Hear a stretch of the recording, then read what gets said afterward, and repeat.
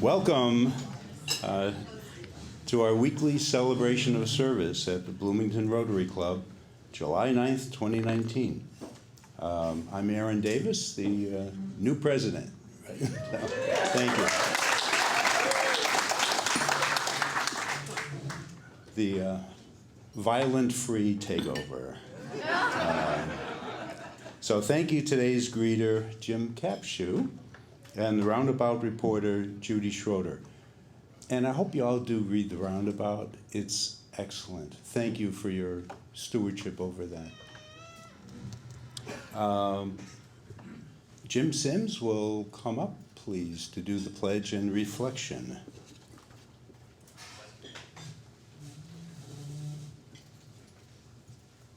What the heck, I'm gonna clap for you.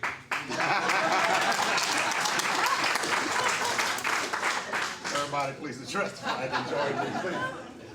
I pledge allegiance to the flag of the United States of America and to the republic for which it stands, one nation, under God, indivisible, with liberty and justice for all. You may be seated.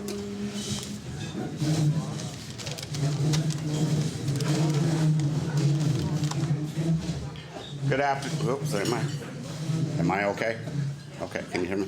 Good afternoon, everyone. And before I get started, the first thing I'd like to do, if it's okay, is welcome our friend Charlotte. It's so good to see Charlotte this morning.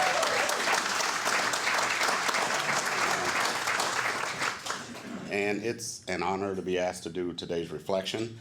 And I've been thinking about things like most of us as well. But today, I'd like to talk about our motto, which is service above self. And I know I'm preaching to the choir, but please bear with me. Rotary International is an international service organization whose stated purpose is to bring together business and professional leaders in order to provide humanitarian service and to advance goodwill and peace around the world. Now, I am proud to be a member of this club.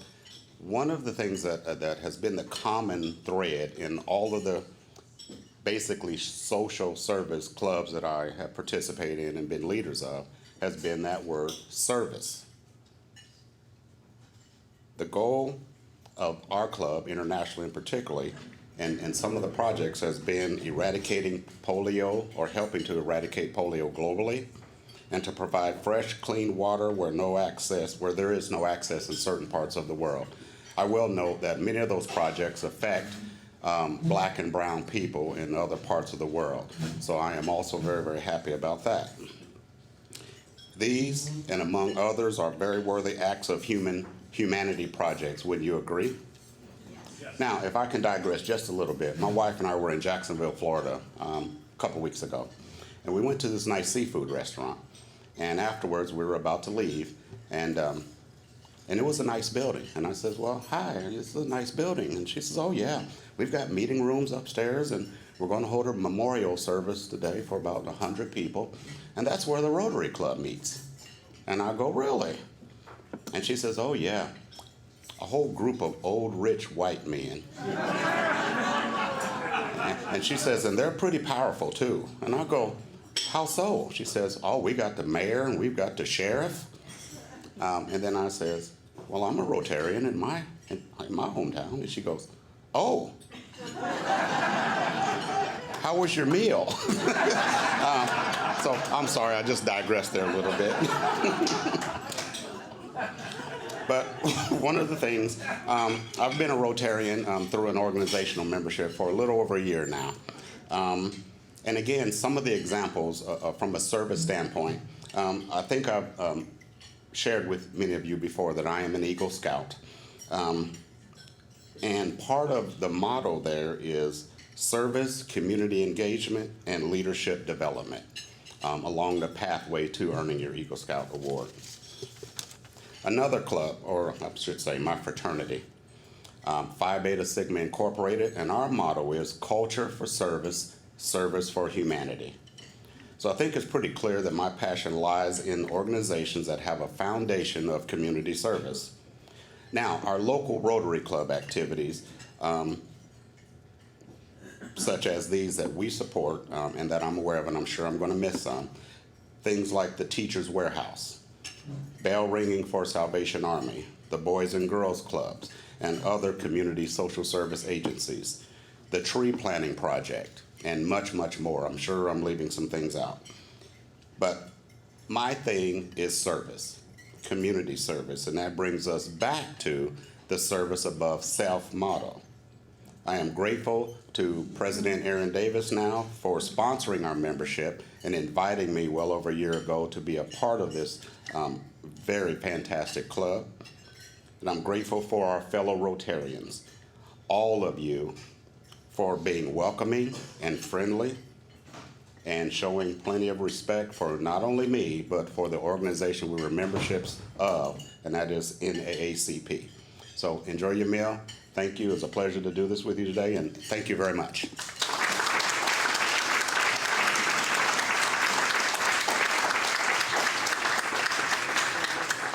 Thank you, Jim. And now Steve Engel will come up and introduce our guests.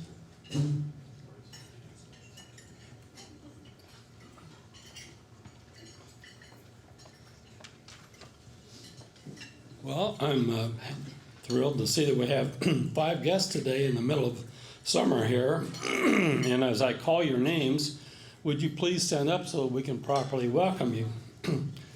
The first guest here is a guest of Jean Emery, Rita Barrow.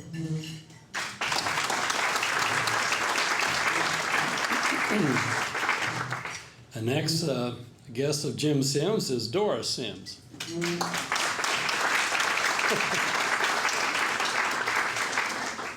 Then Efrat Pfefferman brought 2 special guests.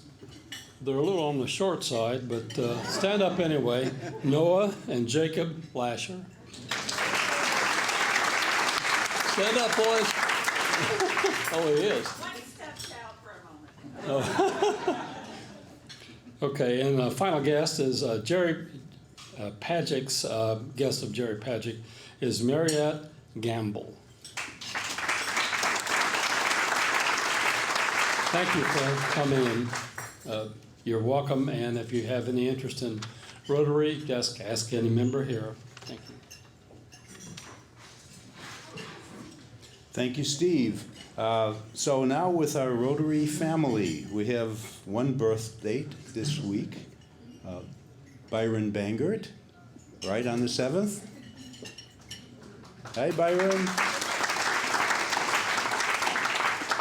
And then membership anniversaries, and hopefully these are accurate, let me know. Dave Rogers at 21 years, John Diltz at 21 years, and Mike Wade at 2 years.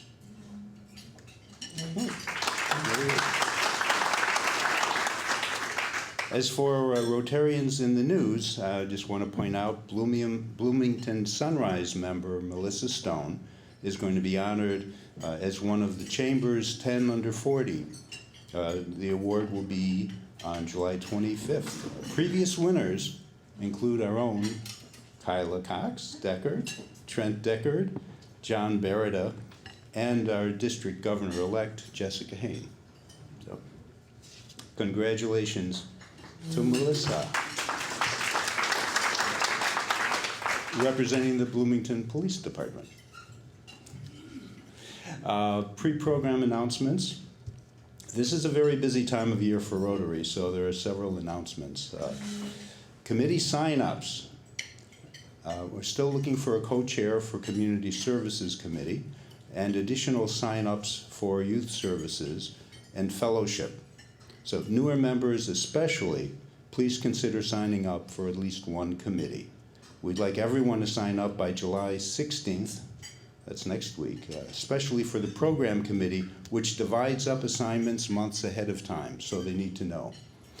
For newer members, feel free to contact me or the chair of any committee that you're interested in for more information. District Governor Santana Naidu was installed on Saturday in Terre Haute. And we had some representatives of Bloomington there, and including Jim Bright and Ann and Sarah Laughlin, who's our assistant governor this year. And the district governor visit that Santana will provide is going to be on August 6th in the evening at Wonder Lab. And it's going to be special because it's a district governor visit, but it's family friendly, and it's at Wonder Lab from 6 to 8 p.m. So make sure you come if you can. Right, and all 3 clubs will be here. Thanks. I have editors with me. I mean, it takes a village, you know. And then I wanted to mention Sue Wright's immediate past district governor wrap-up. Our club was mentioned frequently in her wrap-up, thanking Lauren Snyder and Joy Harder for their record-breaking RILA event, and Ashley Sullivan for heading the 4-way speech contest. And then a special one was thanking Mike Baker and Sarah Laughlin, praising them for creating a resolution that was actually accepted by Rotary International's Council on Legislation. It was accepted 304 to 192. And the resolution was to increase Rotary leadership opportunities for women, young professionals, and people of different races and ethnicities.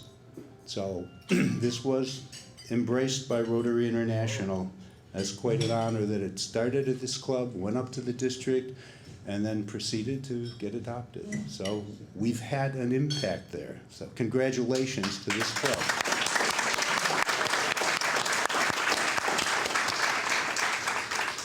Rotary directories, pick up your copy if you haven't already. Thank you, Jean Emery, project leader, Natalie Blaze, and Joy Harder, and the funders who helped make this happen. First Insurance Group, IU Credit Union, and German American Bank. When you get yours, check it out, and please inform Natalie or Jean about any changes that need to be made. We'll try to update it quarterly. So thank you.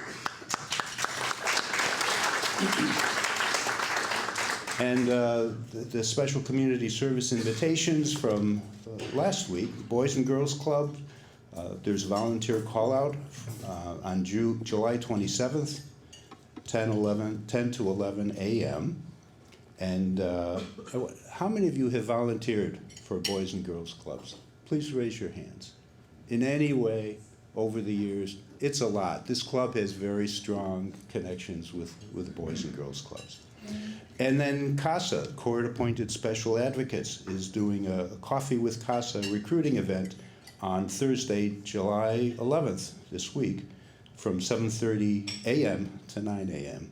How many of you have volunteered with CASA?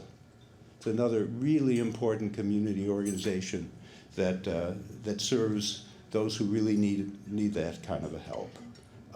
So email me for details on either of these. And then the Myanmar Water Project. Thanks to Lauren Snyder for leading this project with Jim Bright's help. The well is in operation in Myanmar. So we need to refill our funding well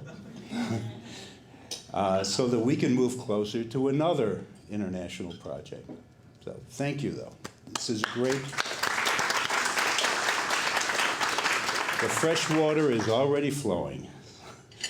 And now I'm going to call up Lauren Snyder, our past president, for a very special presentation.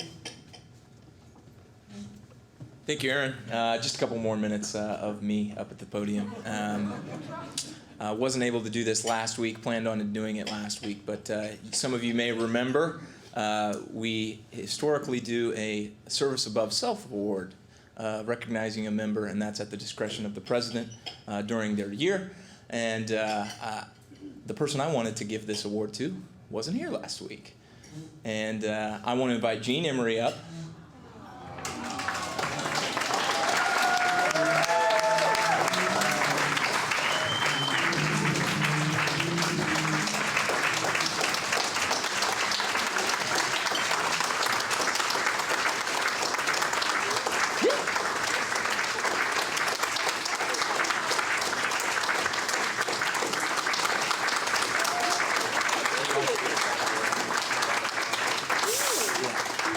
Jean has a plaque recognizing her as the Service Above Self Award recipient for the past year. And also, we honor her with another Paul Harris Fellow. So she's Paul Harris Fellow +1 for the Service Above Self Award. Just a few things, and the reason I wanted to give this award to Jean was she's doing a lot of things behind the scenes that not everybody is aware of, and we probably don't thank her enough for.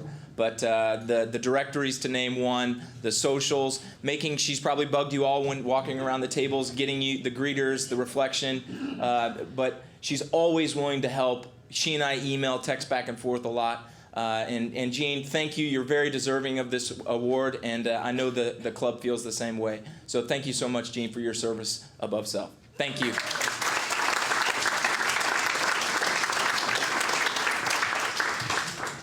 No one more deserving. Thank you, Jean. And now we're going to have happy dollars. And I want to make sure everybody realizes that if you've got a promotion or you're retiring or some great event has happened, this is the time to stand up and share that, because this is, as Lauren has said many times, about relationships, and we really care about each other, and we'd like to hear your good news. So who wants to start? And we need someone to collect. Oh. Nah, you've done enough service for today. Yes. Joy's going to collect. My favor and I went to the Greensburg Club yesterday to help them with their centennial, which is going to be May 16th next year. The International President, Mark Maloney, is going to come. So they wanted to share an invite us. But the thing that caught their attention more than anything else was, what is hyperdollars? Real quick, I want to tell you, Rita Barrow is also a trustee.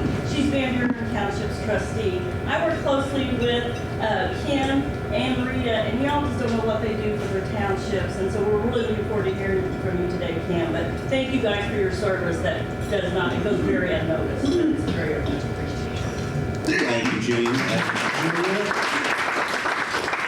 This is a follow-up on an earlier happy dollar. I would like to thank Phil Eskew and Ann for coming and picking me up at the airport, and I never stopped talking all the way. Okay, we don't need to fact check that. Rex. Yes, I have a happy dollar last week or something, but I didn't have a dollar, so I borrowed it from Don. I paid him back today. I had not the interest yet. So Don's happy. Gus. My wife's review of the Little Shop of Horrors is in today's Herald Times, and she managed to mention the Rotary Club in it.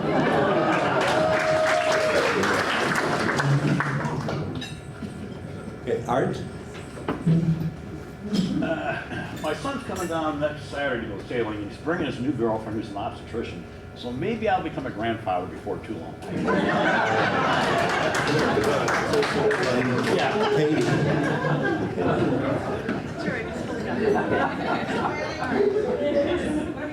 A happy 5, gratefully donated by Bryce, because I don't have cash with me.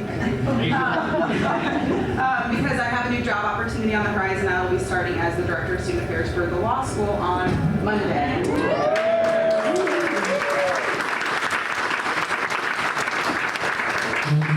Okay, Judy? I have learned what it is to do without your cell phone for over 3 weeks. Because I left it in Germany and it arrived yesterday. Joy, it's a 5 because it's 50 years ago that the Apollo 11 landed on the moon, and I'm celebrating the fact that I watched that bird go up on Cocoa Beach in 1960. Wow. Anyone else? Oh, we have one more. Some former president. Oh, okay. We'll catch.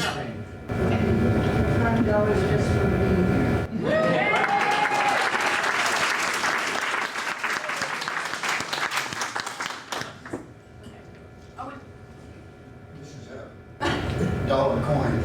but it counts just for... That's happy. My feet feel really good today because I had my first pedicure ever. Happy feet, happy dollar. I've got one as a thank you. It's nice to be on this side of the podium and just having lunch. I arrived 2 minutes before noon. It was awesome. And then the other one is, how about those women for the U.S. soccer team?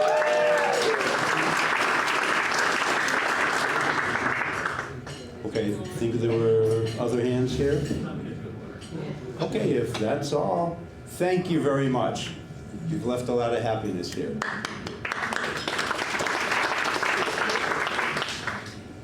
And now, to introduce our program, is going to be Charlotte Zitlow.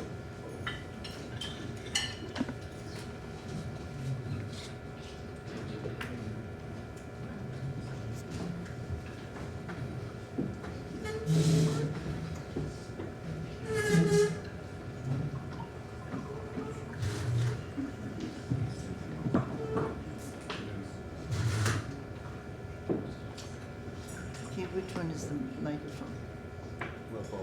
Okay, all right. Good morning, good afternoon. I'm very happy today to introduce our speaker because she represents a special thing in Indiana, and that's trustees.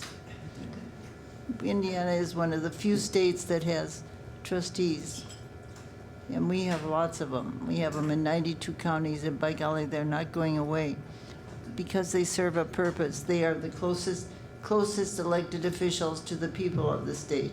They are the ones that people go to for help, immediate help. And we don't have an infrastructure in the state that is otherwise available for social services. So I'm very glad that Rita's here today, as well as Kim Alexander. Kim came to Bloomington in 2000, and she's lived here since then with her husband, Bruce. And she was elected last year to be a trustee, and she's going to tell you why it's important. Okay, thank you. And Rita, please chime in if you feel like it.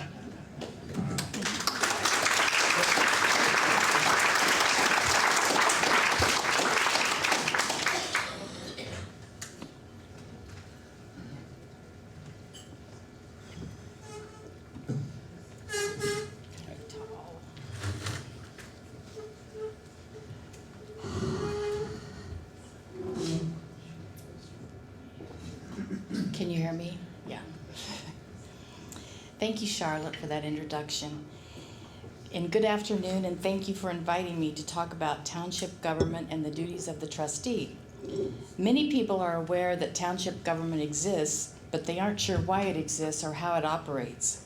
And most do not know what the trustee actually does. I hope I will be able to shed some light on both accounts for you this afternoon. Township government is the oldest form of government we have in the United States.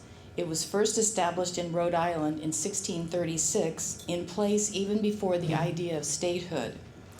New England towns adopted this form of local government, incorporating town meetings and the election of citizens to town boards. There are 1,003 townships in Indiana. The township is a unit of government separate from the city or the county. It is not a unit of the county government. A township has the authority to raise taxes and has its own budget, which is approved by the township board. The trustee is an elected official who acts as the executive of the township. The trustee is charged by law with administering temporary assistance to Bloomington Township residents who are experiencing an unforeseen hardship. The trustee helps with basic necessities such as rent, utilities, food, and some medical care. Other duties include fire protection, maintenance of abandoned cemeteries, weed complaints, fence line disputes, and indigent burials. The trustee is assisted by a 3-person board whose members are elected every 4 years. The board members must reside in the township. Here in Monroe County, we have 11 townships, with Perry and Bloomington being the 2 largest. Our office is located at 2111 West Fountain Drive, formerly Vernal Pike, and we have a staff of 7, including me. Roughly speaking, the area between 3rd Street to the south and Wiley Road, Old Maple Grove to the north, and between State Road 46 and to the east and 37 I-69 to the west is Bloomington Township. The population is roughly 36,000. So, what does a trustee do? As I mentioned, the main duties of a trustee are to administer township assistance, provide fire protection, maintain abandoned cemeteries, destroy detrimental plants, noxious weeds, and rank vegetation, and last but not least, resolve fence disputes. I'd like to talk about assistance first. Because of its grassroots structure, the township trustee system is designed specifically to quickly meet the needs of an individual in an emergency. This is a primary duty in most townships. The trustee is charged to care for the needy by the most economical means available, and at the same time is charged to be sure that the necessary needs of an individual or family are met. The applicant must show that they are unable to provide those needs through personal effort and that they have exhausted all other means.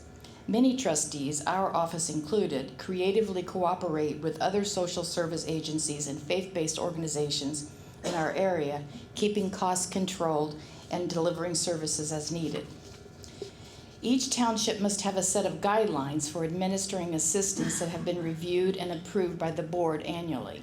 The trustee must follow these guidelines, but does have some latitude depending on the circumstances of each individual case. In order to be eligible for assistance, the person must be a resident of the township, have an emergency situation, meet the income guidelines, be in need of basic necessities, be employed at least 30 hours per week or seeking full-time employment, or be medically exempt from working. Also, they are required to apply for other public assistance programs. An emergency is defined as an unpredictable circumstance or a series of unpredictable circumstances that, 1, place the health or safety of a household or a member of a household in jeopardy, and 2, cannot be remedied in a timely manner by means other than by township assistance. Township assistance is different from other forms of aid in 3 ways: flexibility, accountability, and timeliness. An applicant must receive either a pledge of assistance or a denial within 72 hours. The first step in determining assistance is determining residency. They must be a Bloomington Township resident. Then they are given an application and an appointment is made. Normally, they are given a list of documents that they will need to bring back along with the application when they have a face-to-face interview with the caseworker. We cannot take a phone call and determine eligibility or grant assistance. It is unlawful to make a determination on an individual's eligibility without first requiring a signed application and an affidavit. As far as residency goes, there's no length of residency is required. Every client who walks through the door has the right to an application. This can't be denied. During the intake, we also explain the documentation necessary to complete the application, which is 10 pages, the process for receiving assistance, and set the appointment for an interview by a caseworker. We have 2 full-time trained caseworkers in our office. This application is good for 180 days from the date it is received by the trustee. We must also verify who is in the household, the income, expenditures, citizenship, the needs, and the inability to work. A household is defined as an individual living alone, a family related by blood, or a group of individuals living together at one residence as a domestic unit with mutual economic dependency. This would include roommates. The application and affidavit must be signed by all adult members of the household in front of the caseworker. The applicant must apply for and utilize all other forms of public assistance except in emergency situations. Once the application has been completed, a face-to-face interview takes place. This is the applicant's opportunity to tell us their story and our opportunity to get to know them and evaluate their mental state or condition. The application may not tell you everything you need to know. For example, when you were okay, what were you doing differently? How much money did you make at your last job? How vulnerable are they? They may not have the writing skills to explain on the application. Next, we want to know where they spent the money. We verify income and information given on the completed application by various sources. If the person is seeking aid for rent, for example, we will call the landlord to find out if he or she is in danger of being evicted and the amount due. The same process goes for utilities. We will call Duke and find out what is owed. After income, we want to know through our investigation if the client's story matches what they have told us in the interview and on the application. We want to know if there are any special conditions such as exceptional financial obligations, emergencies, and/or extraordinary expenses. Examples of special conditions would be a household member becomes ill and needs to purchase medication, or a furnace breaks down and must be repaired, leaving the household short of funds for other expenses, a death in the family, an accident, a victim of crime, or perhaps abandoned by the spouse. It is important to note that we are trying not to find reasons to deny people, but we are trying to make sure we spend our money appropriately. Sometimes we have to say no. Some of the things that can prevent us from offering aid are falsifying the application, the failure to meet workfare requirements, and wasted resources. Wasted resources are funds that were used for things not considered basic necessities, such as tobacco products, alcoholic beverages, cable TV, etc. When we end up denying an applicant, wasted resources is usually the cause. Basic necessities are considered shelter, food, utilities, some medical care, and other services or items the trustee determines are necessities. We cannot deny aid to someone with a felony except for welfare fraud. If we are unable to help for some reason, we always give referrals. The notice of assistance must be completed and given or mailed to the applicant within 72 hours of taking a completed application. In cases where the individual has not been able to deliver requested documents such as a medical report or a birth certificate, then we are allowed to pend a decision for another 72 hours. The decision letter must include the type and amount of assistance granted, denied or partially denied, and specific reasons for denying all or part of assistance requested. This is called the Notice of Township Assistance Action. This notice is a public record, but the application and all other related documents are not. They are confidential. There are no limits to the number of applications per individual. As I mentioned before, an application is good for 180 days. If they come in within that 6-month period, then they fill out what is a much shorter one-page application. Vendors are paid with purchase orders. Cash is never distributed by the township. The client can appeal the trustee's decision. In order to do that, he or she must make the appeal within 15 days after the denial, and then the county commissioners must hear the appeal within 10 working days after the appeal is received using Township Assistance Administrative Standards. The appellant must be present at the hearing. The trustee may appeal the commissioner's decision in court. In addition to direct assistance, we operate a food pantry.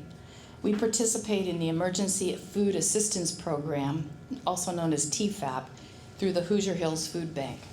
In 2018, our food pantry served more than 6,000 recipients and 504 households.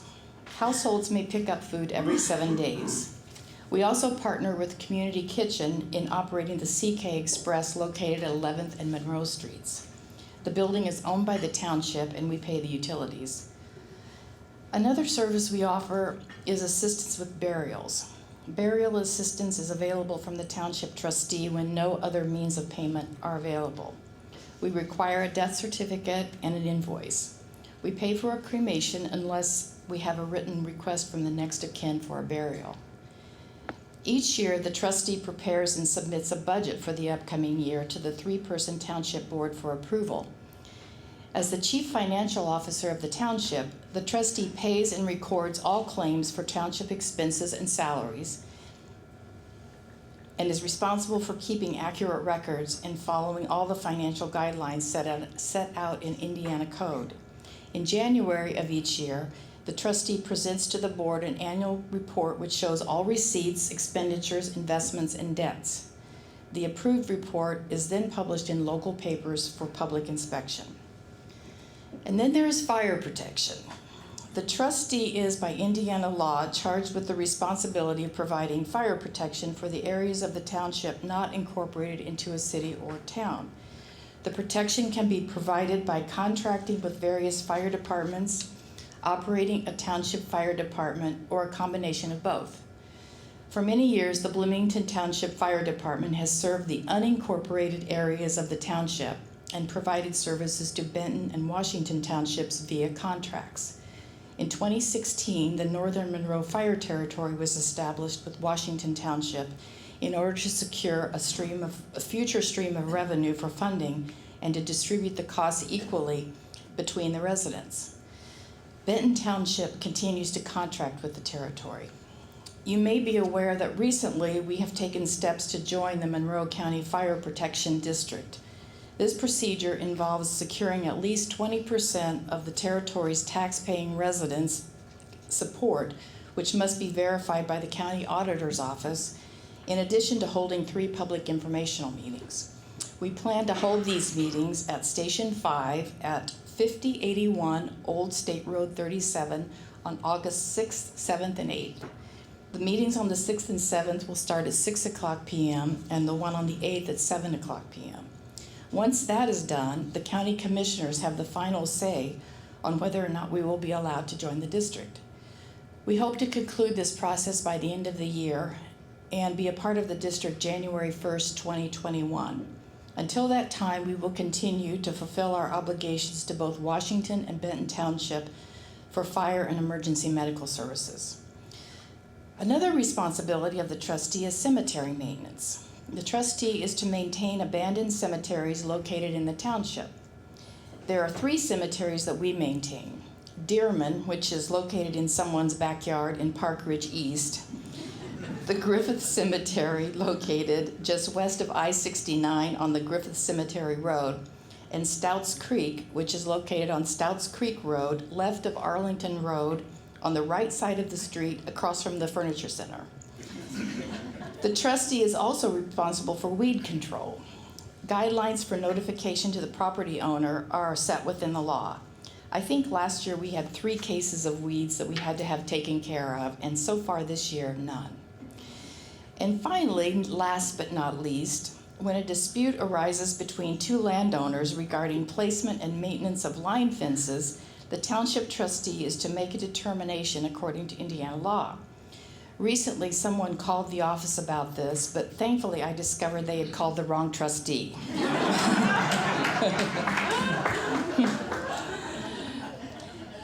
As for the future of townships, it's hard to say.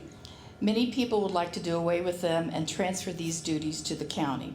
In the last legislative session, there was a bill, HB 1650, that would have done away with township boards, which essentially would have been setting up trustees to fail. It was slaughtered, which doesn't happen very often, by a vote of 18 to 75 in the House. It doesn't seem likely to change anytime soon. With that, I will close by saying it's been my pleasure to be here with you this afternoon, and I will be happy to answer any questions I can.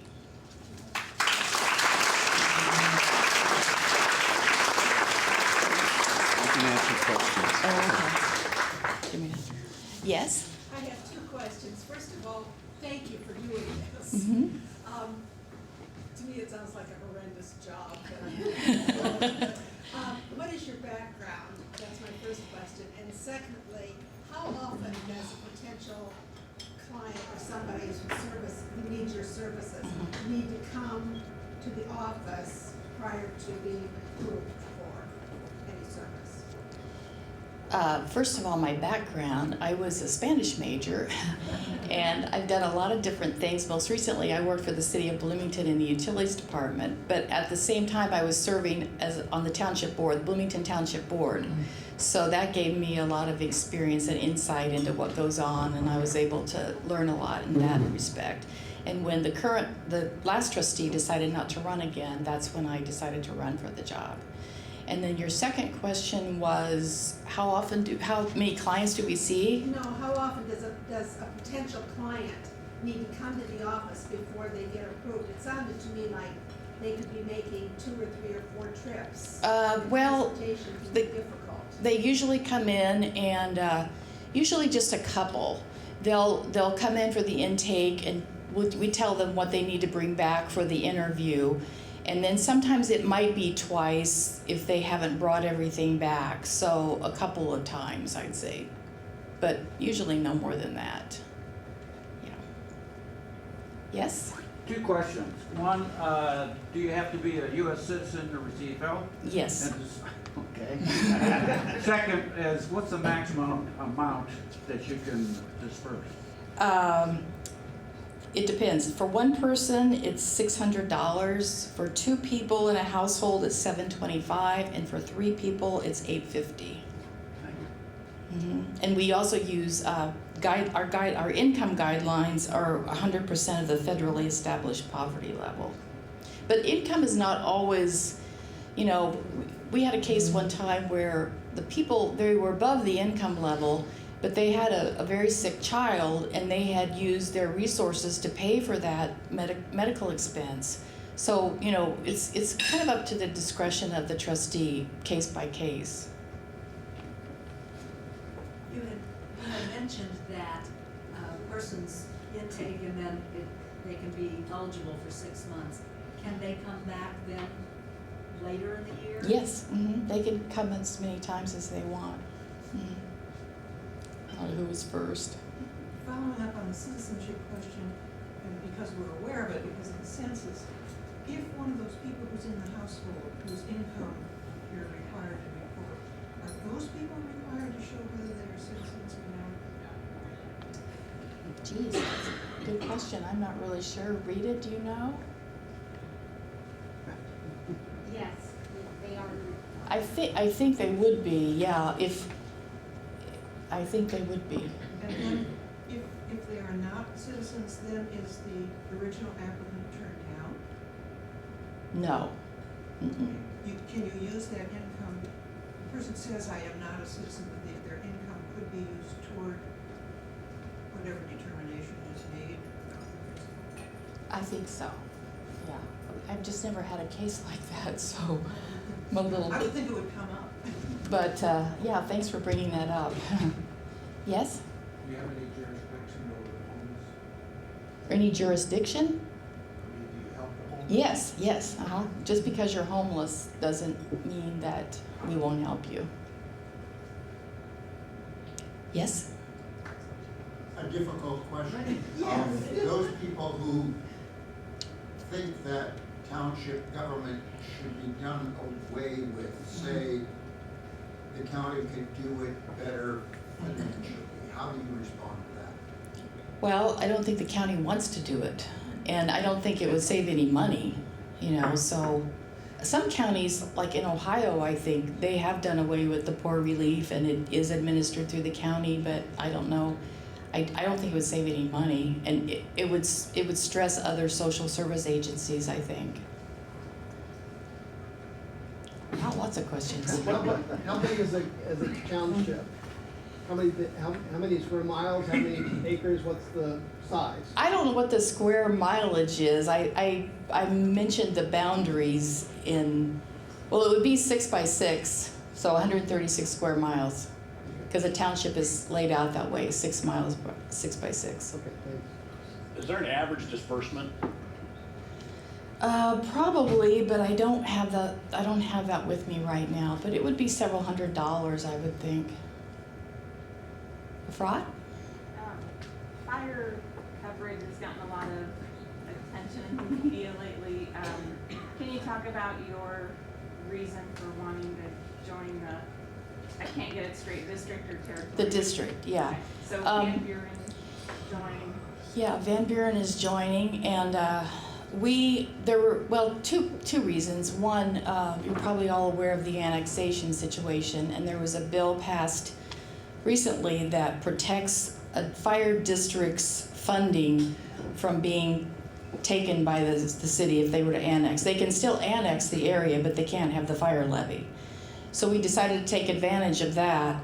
And number 2 is that our fire territory, the last 6 months, or well, the last 2 years really, has been sort of rather contentious situation. And we just think that taking the politics out of it and I guess less political depoliticizing it and putting it under the control of the commissioners and the council would be a better option.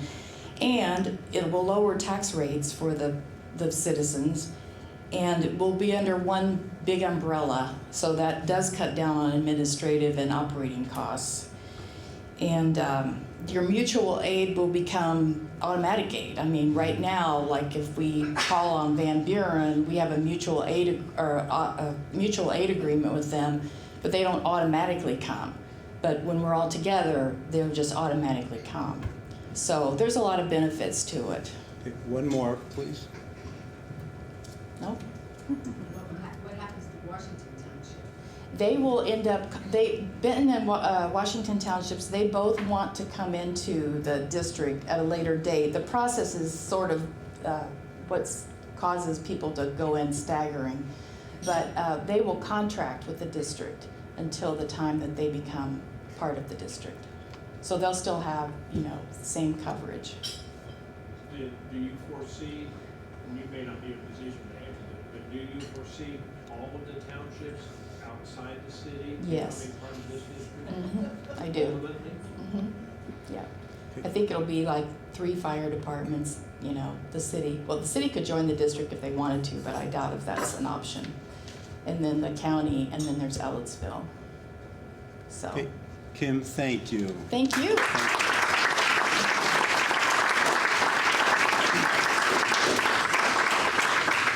I sure learned a lot. And so I want to thank Kim, Alexander, and Charlotte Zidlow for bringing us this fascinating program. Thank you. So we will have a speaker recognition award for this program today, and through that we're going to send a quarterly donation to the Monroe County Community Schools Lunch Fund. Final announcements. So next week we're going to have Vic Kelson talk about water quality, the new advanced metering infrastructure project, and the city's upcoming focus on green stormwater infrastructure. Meeting will be in the staterooms east and west. So next week, the greeter, Steve Moberly, pledge and reflection, Tina Swanson, introduction of guests, Owen Johnson, and roundabout reporter, Judy Schroeder again. Did I miss anything? Thought for the week. Nothing good ever comes from anger. Any goodwill gesture, in my book, will win over anger any time. And that's a quote from Eva Kor, who died on July 4th. Eva was founder of the Candles Museum in Terre Haute. And touchingly, her quote came after she was embraced by a former Nazi concentration camp guard, whom she had praised for being one of the few who had accepted responsibility for his actions. So we will miss Eva. Thank you. And then the 4-way test.